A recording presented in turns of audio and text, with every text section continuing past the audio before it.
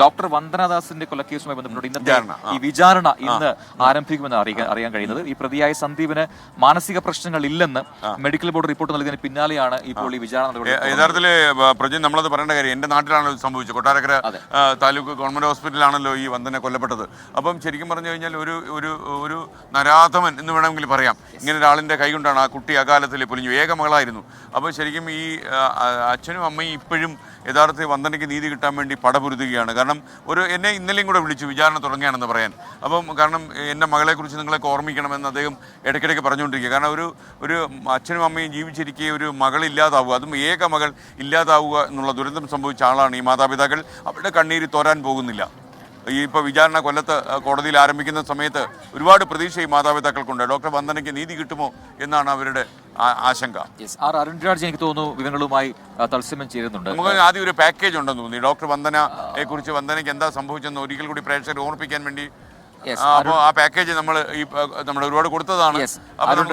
അരുൺരാജ് നമുക്കൊപ്പം ചേരുന്നൊരു കൊലത്തുന്ന അരുൺരാജിന്റെ പ്രത്യേകത പ്രജിൻ, യഥാർത്ഥത്തിൽ ഈ മർഡർ, ഈ കൊലപാതകം നടന്നു കഴിഞ്ഞപ്പോൾ നമ്മളുടെ പ്രതിനിധിയാണ് ആദ്യമായിട്ട് ഈ താലൂക്ക് ആശുപത്രിയിൽ. അതുപോലെ ഈ ഒരുപക്ഷെ ഡോക്ടർ വന്ദനയ്ക്ക് സംഭവിച്ച പ്രശ്നം അടിമുടി റിപ്പോർട്ട് ചെയ്തിട്ടുള്ളത് ഈ അരുൺരാജാണ്.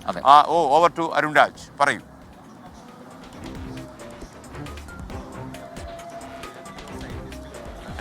SKN 2023 മെയ് 10, അത് കഴിഞ്ഞ 21 മാസങ്ങൾക്ക് മുമ്പ് വന്ദന എന്ന ഡോക്ടർ അത് ദാരുണമായി കൊല്ലപ്പെട്ട കൊട്ടാരക്കര താലൂക്ക് ആശുപത്രിയിലാണ്. ആ വേദന ഇപ്പോഴും നമ്മുടെ എല്ലാം മനസ്സിൽ നിന്ന് മാഞ്ഞിട്ടില്ല.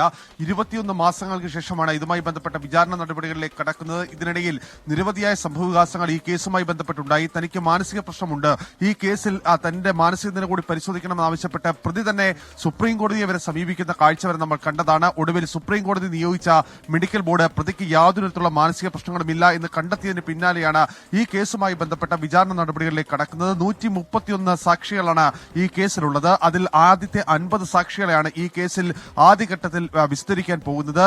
ഇതിൽ ഏറ്റവും പ്രധാനം ഈ കേസിലെ ഒന്നാം സാക്ഷിയെ മുഹമ്മദ് ഷിബിൻ, ഡോക്ടർ മുഹമ്മദ് ഷിബിന്റെ സാക്ഷി വിസ്താരമായിരിക്കും ഇന്നുണ്ടാവുക. ഈ വന്ദനയ്ക്കൊപ്പം ആ ഡ്രസ്സിംഗ് റൂമിൽ ആ സമയത്ത് ഉണ്ടായിരുന്നതും വന്ദനയെ ആശുപത്രിയിൽ എത്തിക്കുകയും ചെയ്തത് ഡോക്ടർ ഷിബിനാണ്. അതുകൊണ്ട് ഷിബിന്റെ മൊഴിയാണ് ഇന്ന് ആദ്യം രേഖപ്പെടുത്തുന്നത്.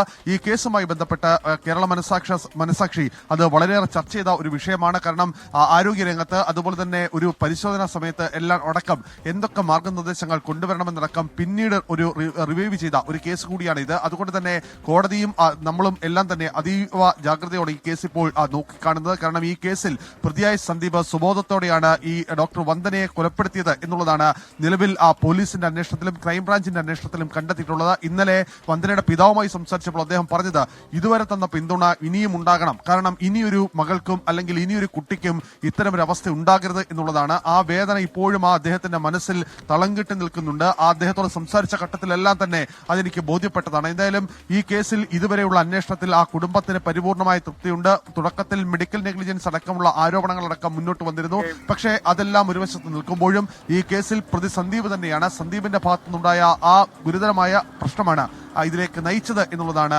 നിലവിൽ പോലീസിന്റെയും ക്രൈംബ്രാഞ്ചിന്റെയും കണ്ടെത്തൽ. Thank you, Arunraj.